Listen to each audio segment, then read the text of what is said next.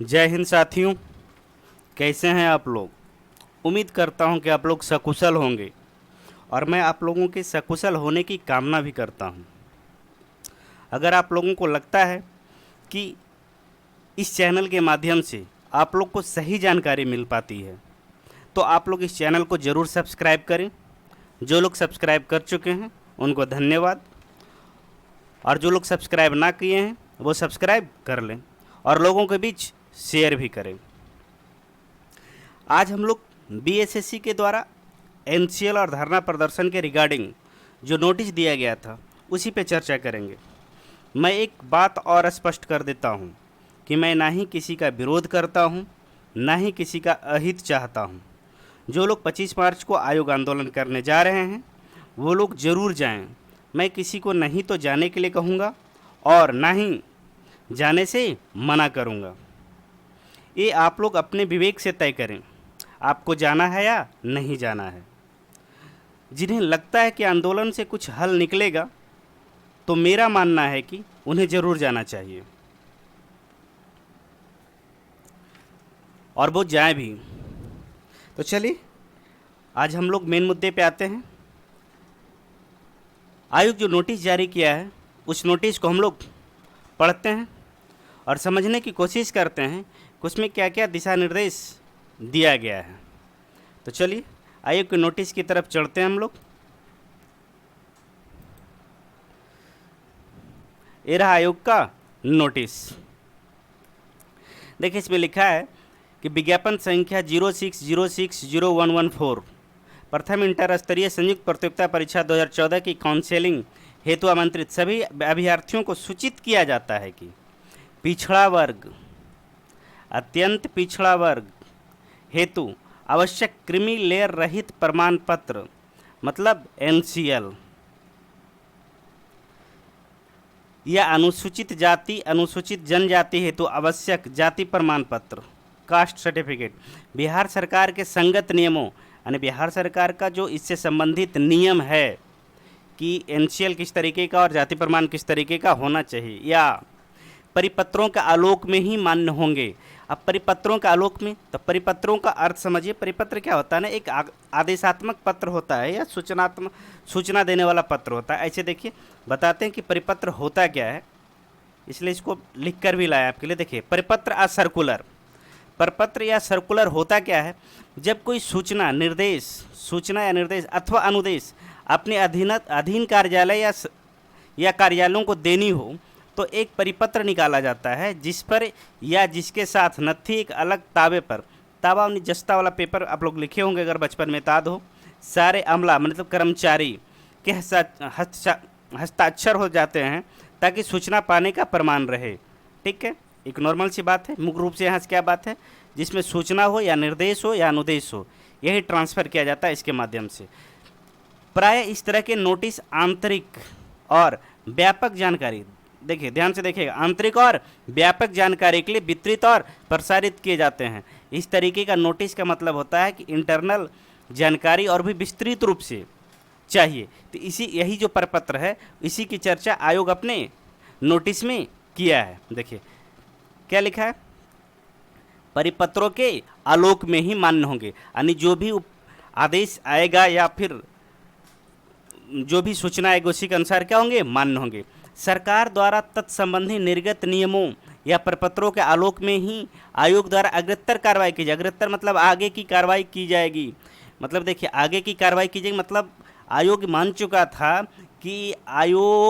चुका था भाई मेरे कि वो लेटर लिखेगा आगे अपने जो ऊपर के पदाधिकारी हैं मतलब समान प्रशासन विभाग और विधि विभाग को, और वहाँ से परामर्श लेगा एनसीएल पे और उसके अनुसार काम करेगा।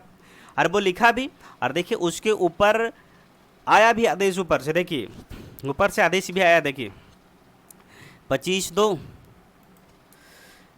देखिए 25/2/2022 को आदेश भी आया ऊपर से। ठीक है, इसी का देखिए लिखा है विषय में देख लीजिए पढ़ के, बिहार कर्मचारी चयन आयोग पटना के विज्ञापन संख्या 06060114 प्रथम इंटर स्तरीय संयुक्त प्रतियोगिता परीक्षा 2014 की काउंसलिंग में पिछड़ा वर्ग, अत्यंत पिछड़ा वर्ग कि कतिपय अभ्यर्थियों द्वारा समर्पित अद्यतन क्रीमीलेयर रहित प्रमाण पत्र को मान किए जाने हेतु मार्गदर्शन के संबंध में। देखिए यही बात की चर्चा देखिए यहाँ पे भी है, नोटिस में भी, कि देखिए नोटिस में स्पष्ट चर्चा था कि देखिए परिपत्रों के आलोक में ही आगे की कार्रवाई किया जाएगा। तो मतलब मांगा गया था परामर्श, और परामर्श मिला भी।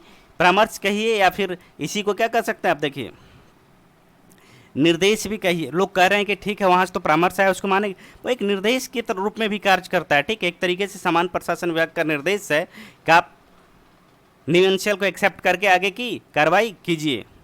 देखिए इसमें लिखा भी है, देखिए क्या लिखा, देखिए लिखा उपयुक्त विधिक परामर्श के आलोक में अग्रेतर कार्रवाई करने की कृपा की जाए। तो साफ साफ यहाँ से निर्देश है सामान्य प्रशासन विभाग से कि अब निवेंशल को मानकर क्या कीजिए, आप आगे की कार्रवाई कीजिए। इस लेटर को एक बार समझाया जा चुका है। ठीक है, इसको पढ़ के और समय ना बर्बाद किया जाए, वीडियो लंबा हो जाएगा। ठीक है, आगे अब देखते हैं बाकी नोटिस में और कुछ था जो उसको देख लेते हैं हम लोग। देखिए ये तो बात समझ में आ गया कि आयोग जो भी प्रपत्र यानी क्या होता है, परिपत्र के आलोक में जो भी आदेश आया है सामान्य प्रशासन विभाग के, उसी के आधार पर आगे की कार्रवाई की जाएगी, मतलब निवेंशल मानकर मेरिट दिया जाएगा। बात यहाँ तक है गया।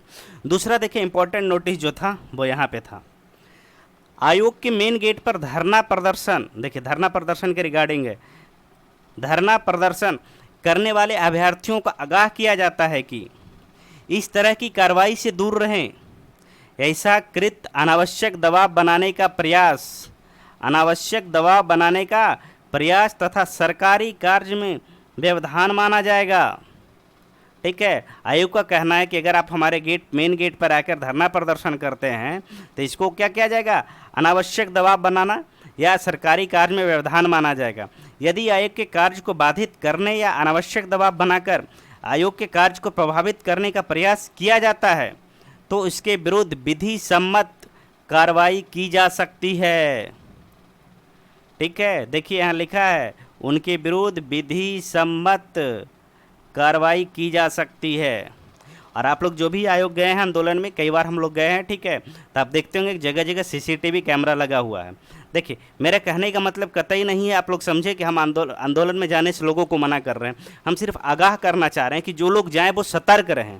ठीक है, आपके हक की लड़ाई है, आप जाइए, लेकिन सतर्क रहिए। आप उनके सीसीटीवी फुटेज से बच कर रहिए, क्योंकि सीसीटीवी फुटेज से खंगाल कर आपके ऊपर कार्रवाई की जा सकती है। ये लगातार आप देखते रहते हैं कि आजकल जो भी क्राइम है ना, या जिस तरीके का होता है, सीसीटीवी फुटेज का सहारा लिया जाता है। तो आयोग के तो चप्पे चप्पे पे सीसीटीवी कैमरा लगा हुआ है, तो कोई भी फुटेज निकाल कर आपको टारगेट किया जा सकता है। तो अगर जाएँ आप लोग तो थोड़ा सतर्क रहें। ठीक है, मास्क वगैरह लगा ले, जो भी हो आपका तरीका हो, जिस तरीके से, मतलब कोशिश करें कि आप बच कर रहें, आपका आंदोलन भी हो और बचे भी रहें आप। क्योंकि देखिए आपका जो है ना अंतिम पड़ाव पे पहुंच गया, आपका जो मेरिट आने वाला है। आप लगभग देखिए आप पीटी पास कर चुके हैं, ठीक है, आप मेंस पास कर गए, आप टाइपिंग पास कर गए हैं, आप काउंसलिंग करा लिए हैं। अब आपका सिर्फ मेरिट और ज्वाइनिंग बचा हुआ है, मेरिट आया और ज्वाइनिंग करना है। मतलब आप अपने नौकरी के काफ़ी करीब हैं। इतने करीब आकर कोई छोटी सी गलती ना कर दे जिसकी वजह से आपको बड़ा नुकसान उठाना पड़ जाए।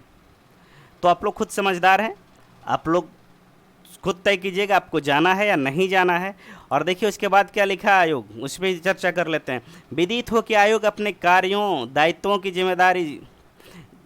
की जिम्मेदारी पूर्वक निर्वहन करने हेतु कृत संकल्पित है एवं तदनुसार आवश्यक कार्रवाई की जाती है। वाकई में थोड़ा सा दिखा भी, देखिए पिछला रिकॉर्ड क्या रहा आयोग का नहीं मालूम, लेकिन पिछले 1.5-2 साल में आयोग ने बहुत बेहतरीन काम किया है। ठीक है, इसकी सराहना तो होनी चाहिए। ठीक है, जिस तरीके से 8 साल 8.5 साल की लंबित वैकेंसी को 1.5-2 साल में भी कोरोना पीरियड में क्लियर कर देना, ये कम बड़ी बात नहीं है। इसके लिए आयोग का तारीफ होनी चाहिए। और आयोग वाकई में देखिए ना, जो भी मुद्दा था उसके लिए तुरंत सामान्य प्रशासन विभाग को लेटर लिखा और सामान्य प्रशासन विभाग से आ भी गया है। अब तो समझ लीजिए कि रिजल्ट अपने अंतिम पड़ाव पे है। तो ऐसे अंतिम पड़ाव पे आकर आप कोई छोटी मोटी गलती ना कर दें, यही आप लोग से मेरा आग्रह। छोटे भाई हैं, कुछ लोग बड़े भाई भी हैं, तो थोड़े सोचिए समझिए और सतर्क रहिए। बाकी आप लोग खुद समझदार हैं। तो चलिए आज इन्हीं सूचनाओं के साथ इस वीडियो को समाप्त करते हैं। ठीक है, यहीं पे बंद करते हैं। आप लोग खुद समझदार हैं, देखिएगा जाना है या नहीं जाना है। चलिए धन्यवाद।